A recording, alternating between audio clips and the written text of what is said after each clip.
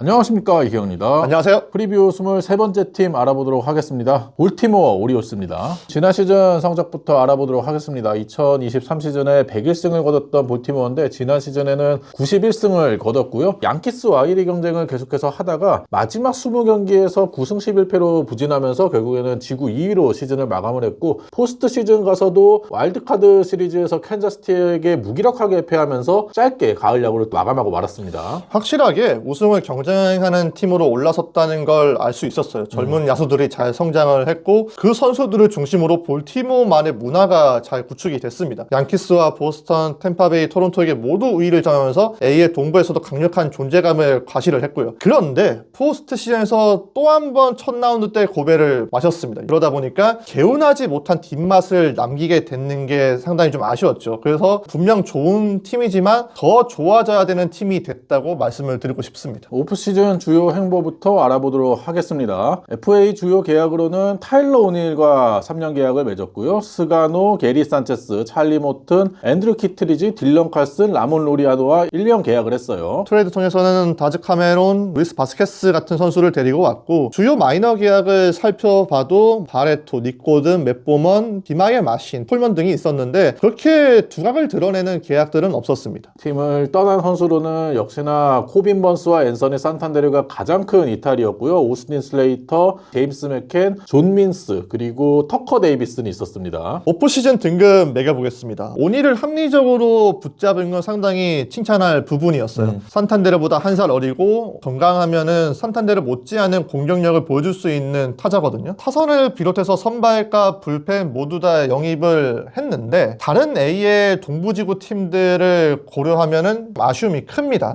특히 에이스급 투수를 데려오지 못한 점이 눈에 띄게 차이가 나요. 보스턴은 크로셰를 데리고 왔고 양키스는 맥스 프리드, 템파베이는 에이스 맥클레난이 복귀를 하잖아요. 그런 측면에서 볼티모어는 오히려 코빈 번스를 떠나보내는 팀이 됐는데 모튼과 스가노가 몇 년 더 젊었더라면 더 높은 등급을 줬을 듯한데 그게 아니기 때문에 C+를 줬습니다. 저는 B를 줬습니다. 산탄데르의 공백은 타일러 오닐, 딜런 칼슨, 라몬 로리아노로 메웠고, 코빈 번스의 공백은 물론 메우기 어렵지만 스가노와 찰리 모튼을 영입을 하면서 그래도 선발 뎁스를 채워놨거든요. 백업 포수로서도 산체스를 영입을 했고, 지난 시즌 불안했던 불펜도 펠릭스 바티스타가 토미존에서 복귀하고 앤드류 키트리지도 계약을 했어요. 선수를 풍족하게 데려온 볼티모어긴 하지만 뭔가 꽝 대신 닭, 플랜 B라는 느낌을 지울 수가 없어가지고 B를 줬습니다. 근데 너무 후한 거 아니에요 요새? 이미지 개선을 하네. 평소한테 혼났어? 아니요, 애틀랜타를 지금 벼르고 있기 때문에. 그렇구나.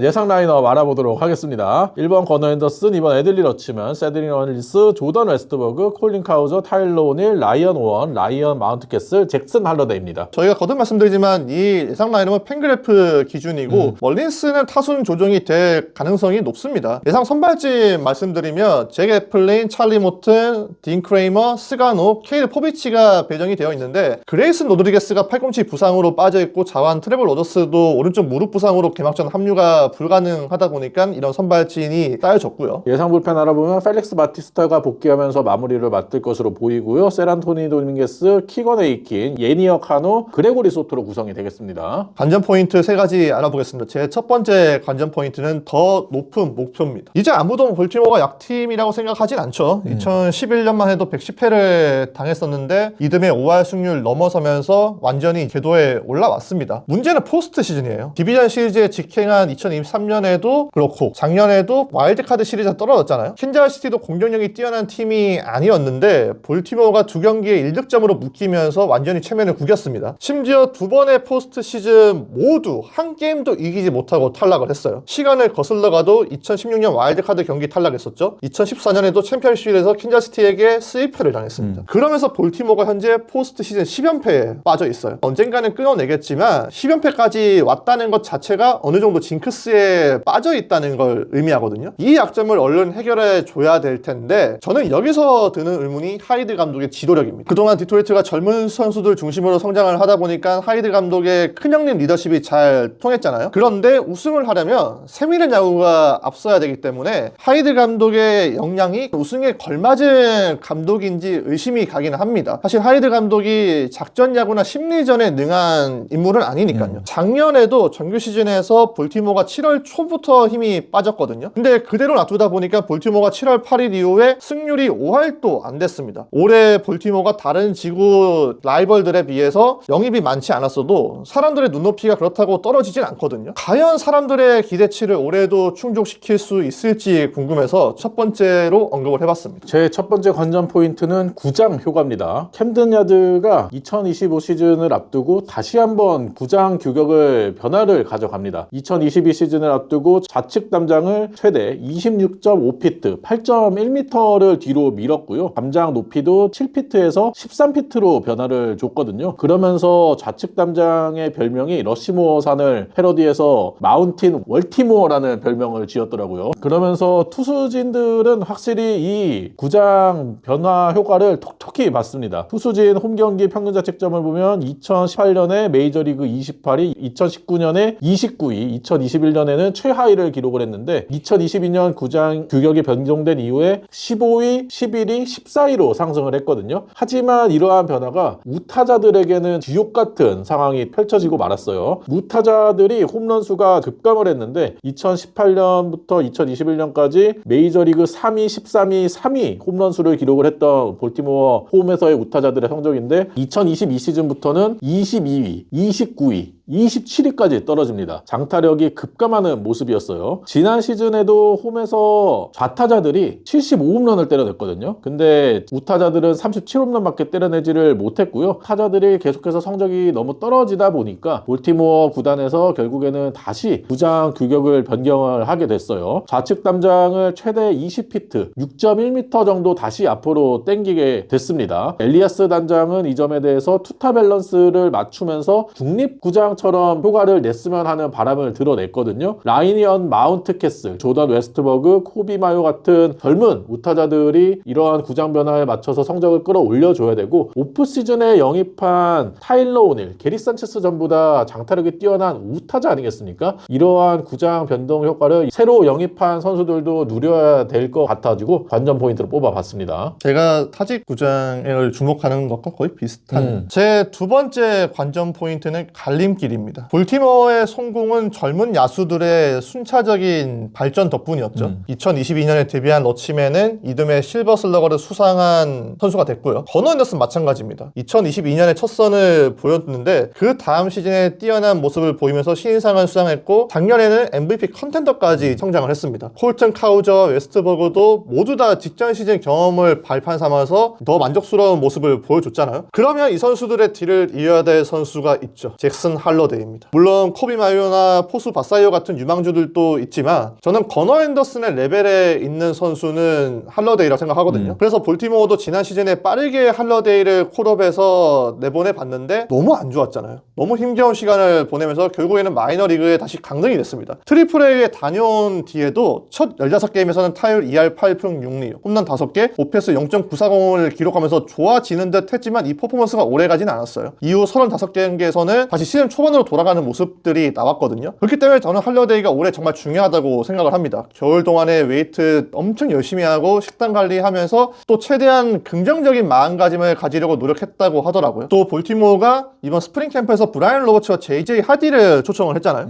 로버츠가 유격수에서 2루수로 전환한 선수였는데 그 경력이 할러데이하고 비슷합니다. 그러면서 로버츠가 할러데이에게 2루 수비 시에 푸더크 팁을 전수를 했다고 하더라고요. 그걸 또 할러데이가 굉장히 빠르게 습득을 하면서 놀라움을 안겨줬다고 전해지더라고요. 운동 능력이나 잠재력 그리고 동료들도 하나같이 할러데이의 재능을 칭찬을 하고 있는데 이번 시즌이 할러데이의 커리어 갈림길이라고 내다보고 있잖아요. 그리고 할러데이가 도약해야 볼티모어도 현재의 분위기를 이어갈 수 있다고 보기 때문에 관전 포인트로 소개를 해봤습니다. 제 두 번째 관전 포인트는 에이스를 찾아랍니다. 지난 시즌 코빈 번스가 확실한 에이스 역할을 해줬는데 코빈 번스가 떠나면서 에이스 카드가 사라진 볼티모어예요. 물론 볼티모어도 코빈 번스를 잡기 위해서 오프시즌에 최선을 다해봤지만 결국에는 실패를 했고요. 그러면서 잭 애플린과 찰리 모튼이 1, 2선발로 예상이 되고 있습니다. 애플린 같은 경우에는 지난 시즌 볼티모어에서 나름 성적이 괜찮았어요. 템파베이에서는 4점대 평균 자책점 기록했지만 볼티모어 와서는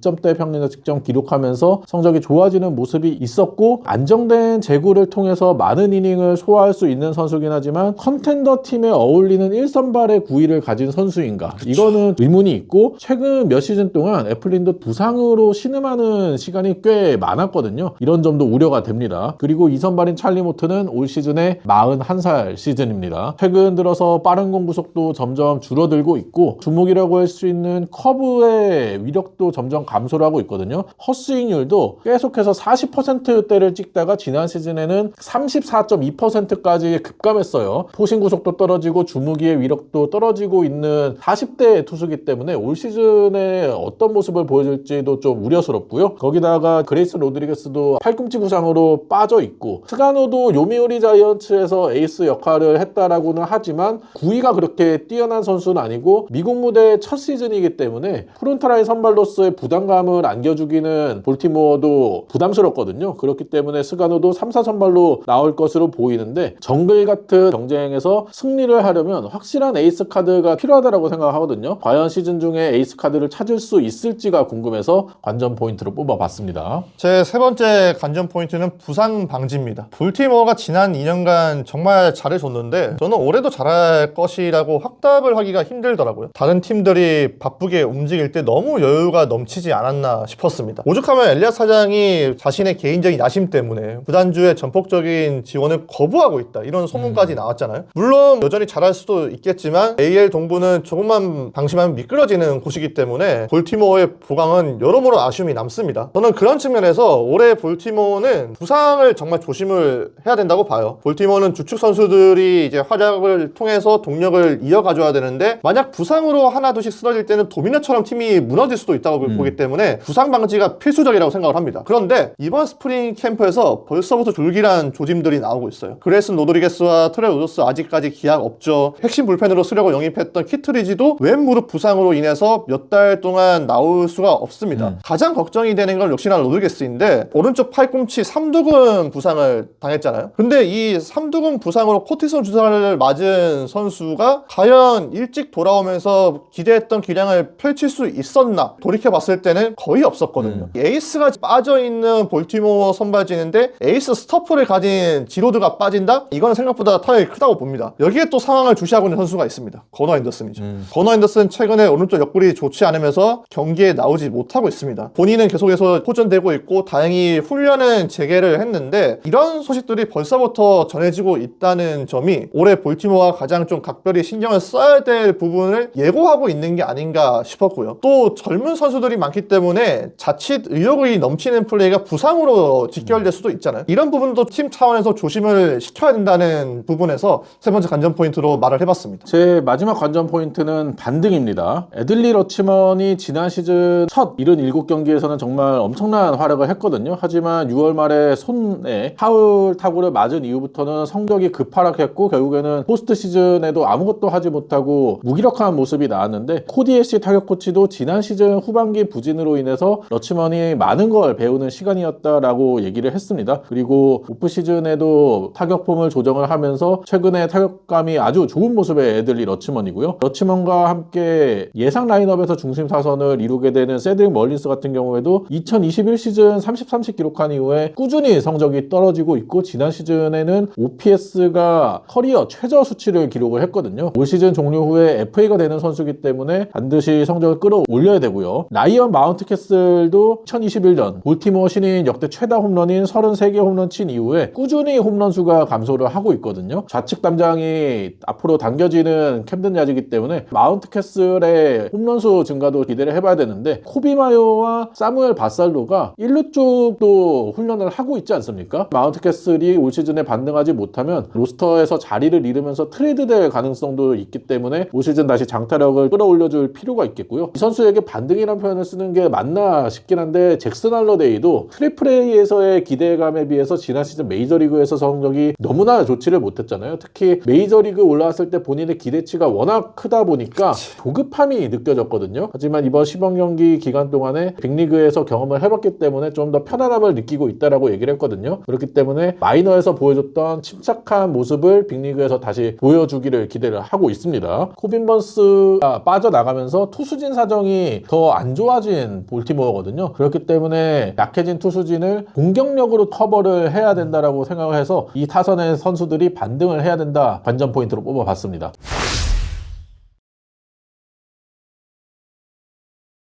키플레이어 뽑아보겠습니다. 제 키플레이어는 애들리 러치맨입니다. 중요합니다. 네, 건어 앤더슨이 팀의 최고 선수로 올라섰지만 볼티모어 전력의 핵심은 러치맨이라고 보거든요. 작년 7월 8일부터 볼티모어가 승률 5할이 안 됐다고 제가 앞서 말씀을 드렸잖아요. 그런데 그 7월 8일을 중심으로 가장 달라진 선수가 러치맨입니다. 7월 8일 이후 65게임에서 타율이 1할 9푼 7리, 오피스가 0.556에 그쳤고요. 웨스트버그를 비롯해서 타율 코치 코디 애쉬도 진짜 러치맨이 아니었다고 부정하더라고요. 다행인 점은 러치맨이 건강한 선수예요. 건강하다는 게 신체적으로도 건강한 것도 있지만 정신적으로 건강한 선수잖아요. 이런 부분을 굉장히 유연하게 받아들이면서 본인이 더 좋아져야 된다. 결국에는 이제 그렇게 말을 했습니다. 그래서 오프시즌 동안에 타격 코치와 포수 인스트럭터와 더 열심히 훈련을 했고 동료들하고도 자주 연락을 하면서 지난 포스트 시즌에서의 실패를 이겨내자 이렇게 독려를 했다고 하더라고요. 작년에 타격감이 떨어지긴 했지만 워낙에 이 선수가 스트라이크 존에 대한 이해도가 높은 선수이기 때문에 충분히 반등할 수 있다고 생각을 하고요. 올해 스윙 궤적 조정을 통해서 헛스윙을 줄이려고 노력을 하고 있고 여전히 포수로서도 투수 리드를 얼마나 더 완벽하게 해야 될지를 많이 고민한다 이렇게 말을 했습니다. 볼티모어의 야수진과 투수진을 이끄는 리더가 러치맨이기 때문에 저는 러치맨이 다시 살아나줘야 볼티모어가 계속 볼티모어일 수 있어서 러치맨을 가장 중요한 선수로 언급을 해봤습니다. 제 키플레이어는 펠릭스 바티스타입니다. 진짜 중요하지. 사실 진짜 고민 많이 했어요.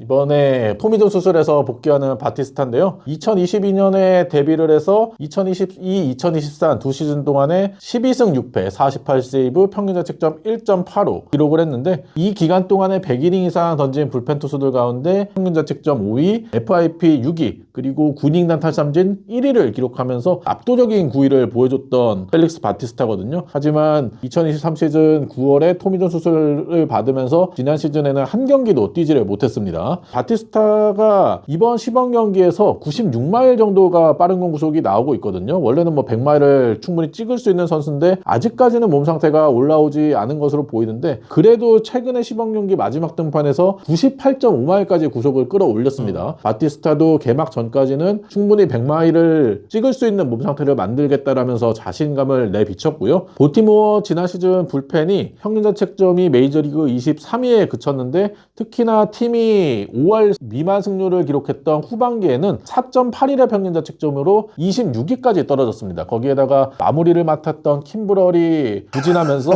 왜 이렇게 우울해요?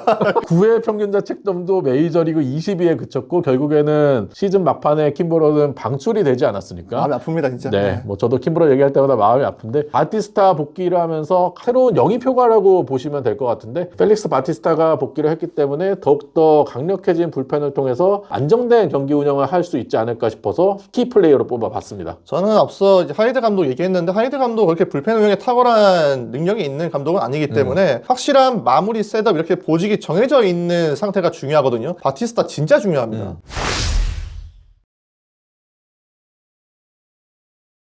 최고 최악 시나리오 알아보겠습니다. 제 최고의 시나리오는 시즌 중에 딜런 시즈와 샌디 알칸타라를 모두 데려옵니다. 에이스가 없는 팀이기 그렇죠. 때문에 네. 한 명만 데려오는 건 아니에요. 둘 다 데리고 와서 선발진에 박아두는 거죠. 유망주 카드가 또 많은 볼티모어이기 그렇죠. 때문에 충분히 가능할 것이라고 생각하고요. 저의 최고의 시나리오는 압도적인 아메리칸 동부지구의 지배자입니다. 지난 시즌에도 볼티모어가 아메리칸 리그 동부팀들 상대로 전부 다 위닝 시즌 만들어냈잖아요. 올 시즌에는 더 압도적인 모습 보이면서 2위와의 승차가 더욱더 많이 나는 1위를 한 게 최고의 시나리오라고 생각합니다. 제 최악의 시나리오는 AL 동부지구 4위입니다. 방심하면 그냥 미끄러지는 겁니다. 그만큼 AL 동부의 매운맛을 본다는 의미입니다. 제 최악의 시나리오도 비슷한데 가을 야구 문턱에도 가지 못한답니다. 최근에 빠르게 가을 야구 무대에서 사라졌던 볼티모어인데 아예 가을 야구에 가지도 못한다면 최악의 시나리오라고 생각을 해요.